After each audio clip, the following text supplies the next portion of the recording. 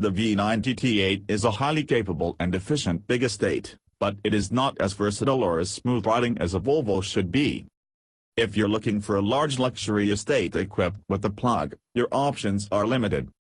Mercedes has yet to apply the 350e powertrain to the E-Class estate. It's unlikely that BMW will offer a touring version of its excellent 530e, and the arrival of an Audi A6 Savannah e-tron remains a distant, murky prospect.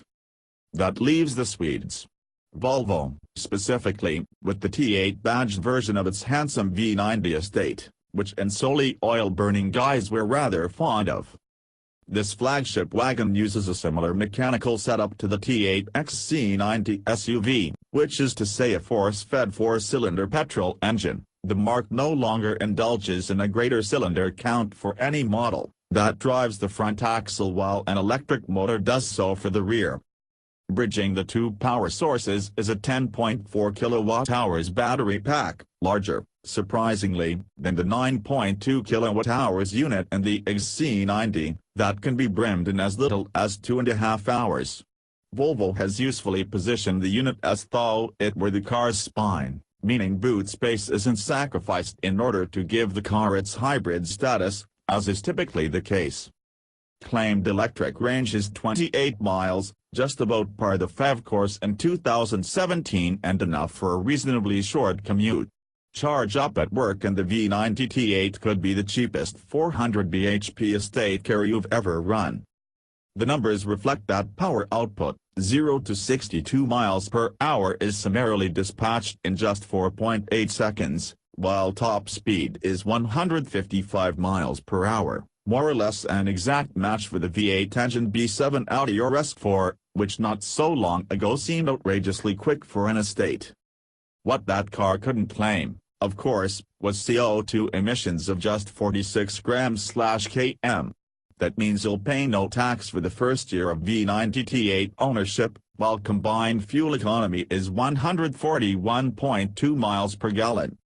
This is a dexterous powertrain, capable of persisting solely with electric power all the way up to 78 miles per hour, or, by simultaneously engaging the twin-charged engine, locking itself into four-wheel drive mode to improve low-speed traction on treacherous surfaces.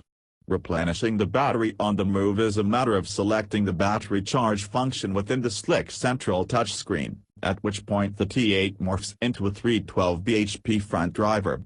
The wheel spin this can initiate is most unbecoming of a svelte Volvo estate, it must be said. Engaging kickdown, however, unleashes a four-wheel-driven, petrol-electric total of 401 bhp and a startling turn of pace that's not always easily managed, given the car's 2-ton-plus heft, with notable body roll owing to the laid-back suspension tune and disconcertingly spongy pedal feel from the regenerative brakes, highly effective they may be once caliper finally meets disc. Provoke this behemoth with care. As is so often the case with dual-source powertrains, the V90 T8 is best left in its default hybrid mode, in which the car itself manages the division of power. The digital dials have a novel, useful way of displaying the point at which the engine will ignite, which varies with remaining battery charge and throttle input, and under reasonably light loads the combustive element of the powertrain drifts in and out of effect almost imperceptibly. It's at this point that the car is everything you want from a modern Volvo estate: effortless, cultured and unendingly sure-footed, slightly rigid ride notwithstanding. Push on and, as alluded to, compromises begin to reveal themselves. Our test car, option 2, an eye-watering 67,580 pounds thanks in part to its adaptive damping with rear air suspension, 1,500 pounds, and Bowers & Wilkins sound system, 3,000 pounds, is a beautiful machine in so many ways, but, at 2,011 kilograms, it is certainly not the driver's car that its R-Design body kit might suggest. Under the duress of successive direction changes, all that metal takes up the slack in the springs in a slightly clumsy manner, leaving the car a step behind the topography of the road.